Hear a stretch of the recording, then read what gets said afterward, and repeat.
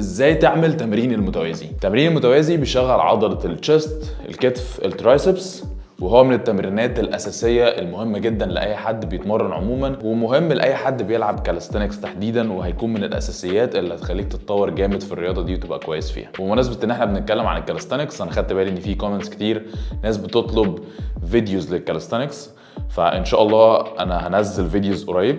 أنا شغال على سلسلة من الفيديوهات زي فورمة البيت كده بس للكاليستينكس، للناس اللي حابة تخش في الفيلد بتاع الكاليستينكس، وعشان تطلع كويسه هتحتاج شويه وقت بس، فاصبروا عليا وان شاء الله الفيديوز دي هتعجبكم. وبالنسبه بقى للمتوازي، عشان تعمله محتاج تكون بتعمل الضغط، يفضل يعني يكون بتعرف تعمل تمرين الضغط.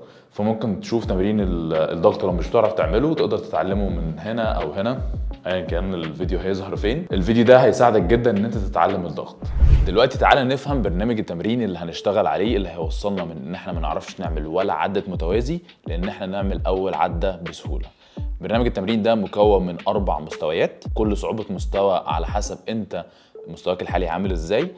هنتمرن التمرينات بتاعته 3 ايام في الاسبوع. لو انت ما بتتمرنش حاجة وعايز تركز عليه، انصحك ان انت تتمرن يوم وتريح يوم عشان جسمك يلحق يعمل استشفاء عضلي.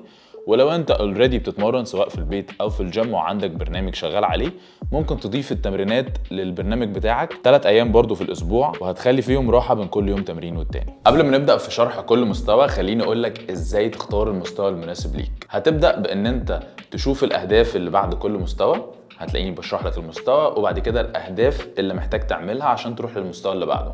هتجرب ان انت تعمل الاهداف دي، لو لقيت نفسك بتقدر تعملها هتروح للمستوى اللي بعده تشوف الاهداف بتاعته وتجرب تعمل الاهداف دي لحد ما توصل لمستوى مش قادر تعمل اهدافه، فده معناه ان هو ده مستواك الحالي وهو ده اللي هتعمل تمريناته. ولو انت بتعمل اقل من 4 عدات ضغط فمستواك هيكون هو المستوى الاول. في المستوى الاول هنبدا بتمرين الغطس على الكرسي. هنستعمل كرسي او اي حاجه سطحها مناسب. هنبتدي ان احنا نقعد على الكرسي، نحط رجلنا قدام، نطلع خطوه قدام، ونبدأ نتني كوعنا ونضغط بدراعنا جامد ونطلع لفوق. ولو حسيت ان التمرين صعب عليك ممكن ترجع برجلك لورا شوية، هتشيل الحمل من على دراعك وهتساعدك. هنعمل التمرين ده 5 عدات وبعدها هنريح من دقيقة لدقيقتين، وهنكرر التمرين 3 مرات. ومع الوقت والتمرين لما تحس ان ال5 عدات دول بقوا سهلين زود اكتر. في تاني تمرين هنعمل ضغط على الركبة، هننزل على الارض في وضع الضغط وهنفرد جسمنا وهنبدأ ننزل ضغط ونميل بجسمنا لقدام. ولو تمرين الضغط صعب عليك بالوضع ده تقدر تعمله على سطح اعلى. هنعمل التمرين 6 عدات، بعدها هنريح من دقيقة لدقيقتين ونكرره 3 مرات. ونفس الكلام، اول ما تحس ان التمرين بقى سهل عليك ابتدي يزود عدات اكتر. لو انت بتعمله على الكرسي ابتدي ان انت تنزل اعمله على ركبتك، وبعد ما توصل ل10 عدات في الضغط على الركبة ابتدي ان انت تعمل الضغط على الارض.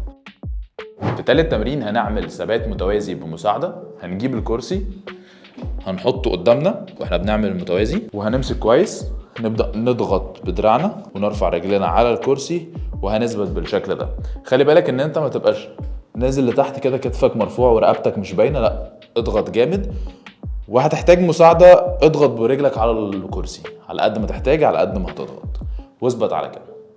ولو حسيت انه لسه صعب اسند بمشط رجلك على الارض. ولو المتوازي بتاعك عالي ومش طايل الارض ممكن تحط حاجه تحت رجلك بالظبط تسند عليها. هنثبت في التمرين ده 5 ثواني، بعدها هنريح من دقيقه لدقيقتين وهنكرر التمرين 3 مرات. وعشان ننتقل من المستوى الاول للتاني هنحتاج نعمل 12 عدة غطس على الكرسي، ونعمل 5 عدات ضغط على الارض رجلنا مفروده تماما، وهنعمل 12 ثانيه ثبات على المتوازي مشط رجلنا يكون مسنود على الكرسي. في المستوى الثاني هنبدا بتمرين الغطس على الكرسي، هو التمرين اللي فات، لكن الاختلاف ان المره دي ان احنا هنفرد رجلنا تماما. ده هيحط حمل اكتر على عضلات الجزء العلوي من الجسم. هننزل بالشكل ده ونطلع. هنعمل التمرين ده 6 عدات وهنريح من دقيقة لدقيقتين وهنكرره 3 مرات، وكل ما ترتاح زود العدد اكتر. تاني تمرين هو تمرين الضغط على الارض. هنبدأ ننزل على الارض، ناخد وضع الضغط وهنميل بجسمنا لقدام واحنا بننزل، ونتأكد ان جسمنا مستقيم طول الوقت. هنعمل التمرين 5 عدات ونريح من دقيقة لدقيقتين، وبعدها هنكرر التمرين 3 مرات، وزي كل التمرينات لما ترتاح اكتر زود العدد. هنسند بمشط رجلنا على الكرسي ونضغط جامد في المتوازي. هحاول ان ارفع دماغي لفوق، وبعد كده انزل بدماغي بين كتفي واضغط تاني جامد، واعمل الحركة ببطء وبتحكم، وركز ان كوعي ما بيتنيش خالص، الحركة كلها جاية من اكتافي.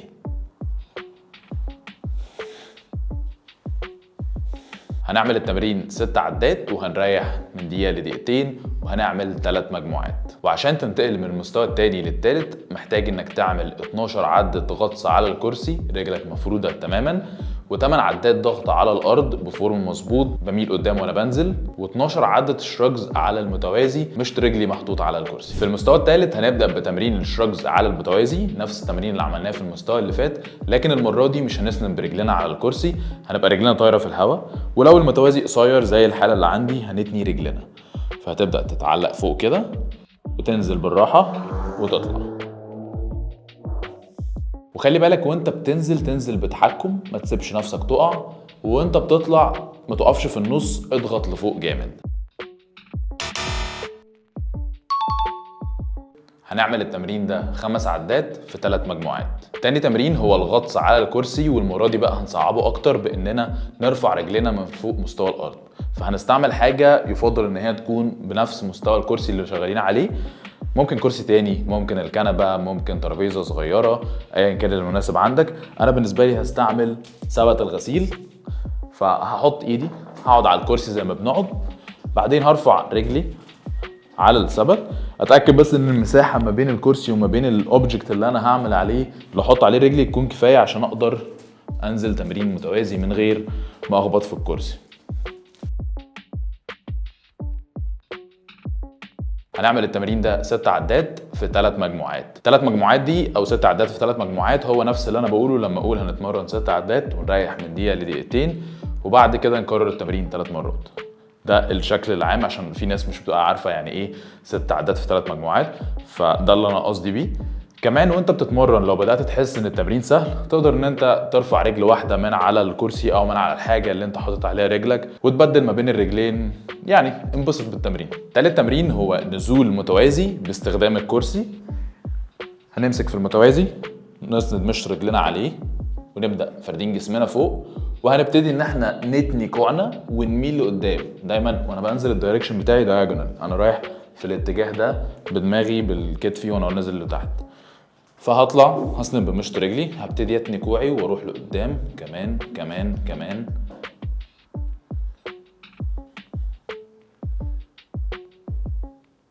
قبل ما تنزل افتح ستوب واتش على الموبايل، حطه قدامك في حته تكون شايفها عشان تبتدي تحسب هو انا من البدايه لحد ما انزل اكتر حته تحت اقدر انزل لها اخدت كام ثانيه، واحسب عشان بعد كده دي هنحتاج نزودها. في البدايه حاول تنزل في 5 ثواني وهتريح من دقيقه لدقيقتين، وهتكرر التمرين 3 مرات.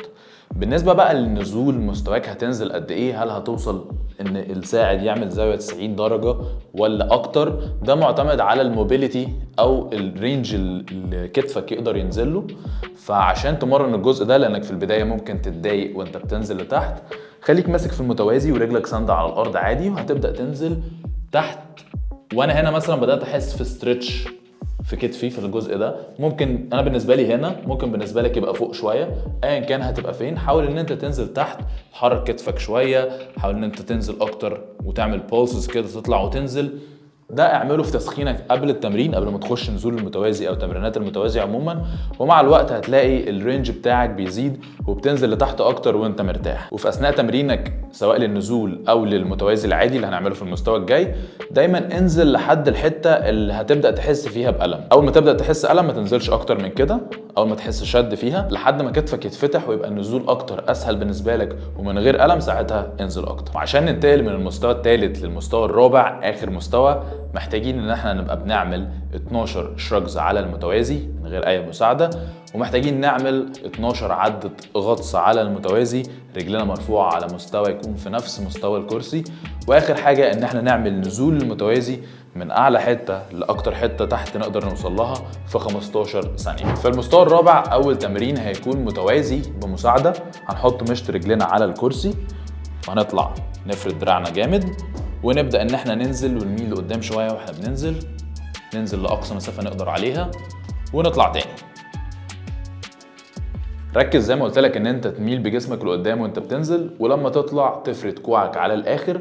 ومهم جدا ان احنا نحافظ على الساعد يبقى قائم واحنا بننزل، ما يبقاش بيميل لورا، لا يبقى ثابت في مكانه وجسمنا بيروح لقدام. هنعمل التمرين ده 5 عدات في 3 مجموعات، ولما تبتدي ترتاح ابتدي ان انت تزود العدد، وانك ترفع رجل واحده من على الكرسي بحيث تبقى ساند برجل واحده، وتبدل بين المجموعات بحيث في النهايه عدات الضغط اللي عملتها كلها تكون على الرجل دي قد اللي على الرجل دي. تاني تمرين هو ثبات المتوازي. هنمسك في المتوازي، دايما ركز ان ايديك تبقى في نفس المستوى، ما تبقاش واحده قدام واحده ورا، وهنضغط جامد.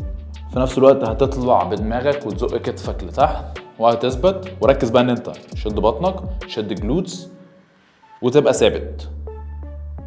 في البدايه حاول تثبت 8 ثواني، خلي ستوب واتش قدامك وبص انت لما طلعت كانت الثانيه كام، وعد 8 ثواني منها وانزل، ومع الوقت حاول تزود عدد الثواني ده. هتعمل التمرين ده 3 مجموعات، بين كل مجموعه والتانيه هتريح من دقيقه لدقيقتين. التمرين الثالث والاخير هو نزول متوازي. المره دي هنعمله من غير ما يكون في كرسي نسند عليه، وهنحاول زي ما عملنا في اللي فات الساعد يكون مستقيم او يكون عمودي على الارض او على المتوازي. عشان نعمل كده هنحتاج ان احنا نميل قدام شويه، وخلي دايما في موبايل قدامك ستوب واتش عشان تشوف انت بتنزل في كام ثانيه. فانا هبدا من فوق كده، وهبتدي ان انا اميل لقدام واتني كوعي واحده واحده لحد ما اوصل لاكتر حته اقدر انزلها، واقف على رجلي واقوم تاني. هريح دقيقه لدقيقتين، وهكرر التمرين 3 مرات. اهداف بقى المستوى الرابع اللي بعدها هتقدر تعمل اول عده متوازي، هو ان انت تعمل المتوازي بمساعده على الكرسي 12 عده، وان انت تعمل ثبات المتوازي 20 ثانيه، ونزول المتوازي تبقى بتنزله من فوق لحد اقصر مسافه تقدر توصل لها في 20 ثانيه. بعد ما تقدر تعمل اهداف المستوى الرابع كلها، ثبت الموبايل بتاعك وصور، عشان ما ينفعش تعمل اول عده متوازي من غير ما تصورها. صور، جرب العده، ان شاء الله هتقدر تعمل على الاقل عدد متوازي ويمكن اكتر. الفيديو ده احتفظ بيه عشان هيبقى فيديو مهم جدا، ويا ريت لو عملته تبعتهولي على انستجرام او على اي اكونت عندي على السوشيال ميديا. اتمنى يكون الفيديو ده عجبكم. لو عندكم اي اسئله تخص المتوازي سيبوها لي في الكومنتس، ولو عايزين تتعلموا حاجه تانية عرفوني عليها. شكرا، مع السلامه.